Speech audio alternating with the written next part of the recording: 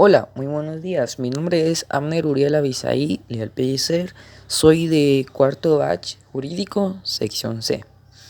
El día de hoy tengo el gusto de exponerle el tema números enteros, suma y resta. Vamos a empezar hablando sobre los números enteros. Los números enteros abarcan los números naturales, los que se utilizan para contar los elementos de un conjunto, incluyendo al cero y a los números negativos, que son el resultado de restar un número natural a otro mayor.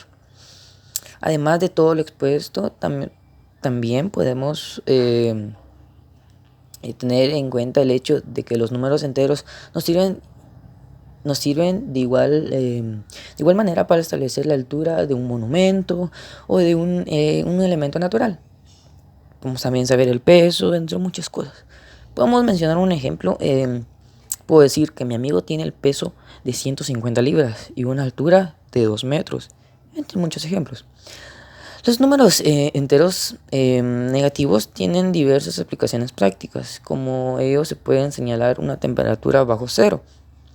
Un ejemplo podría decir, en estos momentos en Guatemala es de menos 10 grados. Es un ejemplo. Otro ejemplo puede ser, el barco se hundió y fue hallado a menos 135 metros sobre el mar. Ese es sobre los números enteros. Ahora vamos a pasar con suma. Esto es uno de los ejemplos de números enteros. 1, 2, 3, 4 hasta el infinito. Ahora sí, con la suma. La suma o adición es una de las 4 operaciones básicas de la aritmética, que consiste en adición de 2 o más elementos para llegar a un resultado final donde todo se incluye.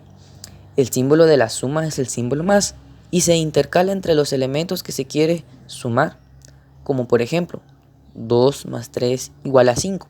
La suma puede ser de cualquier elemento, tanto de números naturales como enteros, decimales, fracciones, números reales y complejos de expresiones algebraicas o expresiones algebraicas.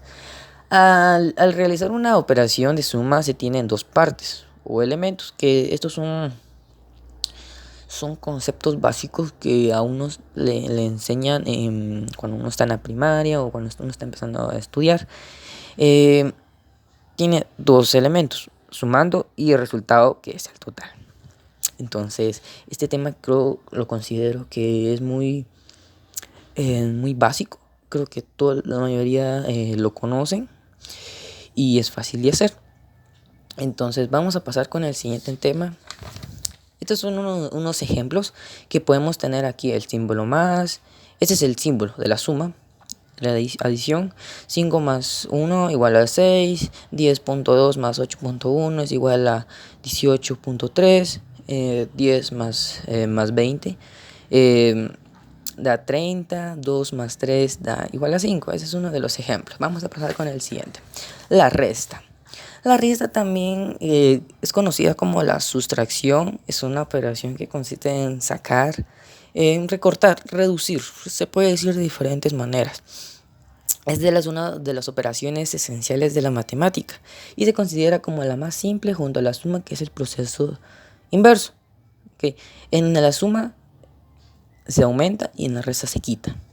La resta consiste en el desarrollo de la descomposición. Ante una determinada cantidad debemos eliminar una parte para obtener el resultado, que recibe el nombre de diferencia. Por ejemplo, si tengo 9 peras y regalo 3, me quedaré con 6 peras. En otras palabras, a la cantidad 9 le quito 3 y la diferencia sería 6. El primer número se conoce como minuendo y el segundo como sustraendo. Por lo tanto, minuendo menos sustraendo es igual a diferencia. Es importante tener en cuenta que en el marco que brindan los números naturales, solo es posible restar los números siempre que el primero, minuendo, sea más grande que el segundo, sustrayendo. Si en dado caso no se cumple, la diferencia, o sea, el resultado que obtendremos será un número negativo.